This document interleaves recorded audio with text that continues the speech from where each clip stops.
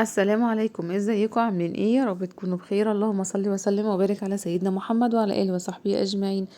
كل سنه وانتم طيبين ورمضان كريم. لا اله الا انت سبحانك اني كنت من الظالمين.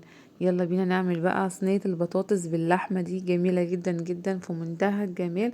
والطريقه دي دايما بعملها على طول. لو جربتوها دايما هتعملوها ان شاء الله هتعجبكم. ما تنسوش تعملوا لايك للفيديو واشتراك للقناة وتفعيل الجرس على الكل علشان يوصلكوا كل جديد مني.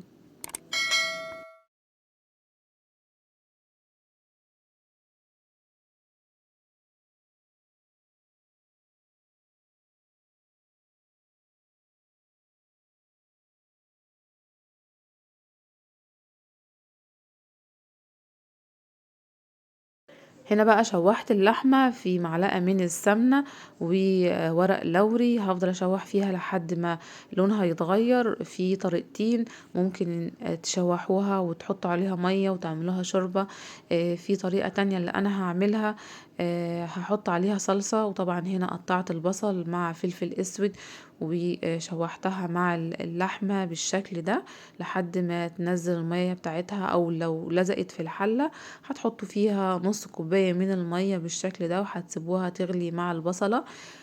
بعد كده هحط عليها الصلصة.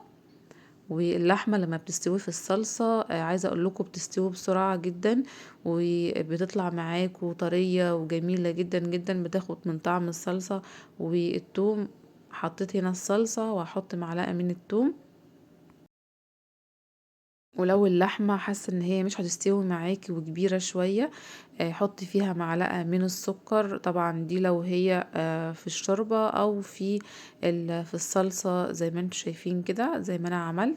طبعا هي بتستوي اصلا في الصلصة، انا هسيبها تتسبك مع الصلصة اللي انا حطيتها دي.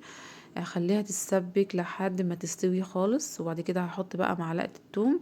الثوم في الصلصة واللحمة مع صينية البطاطس بتبقى خطيرة ولذيذة جدا.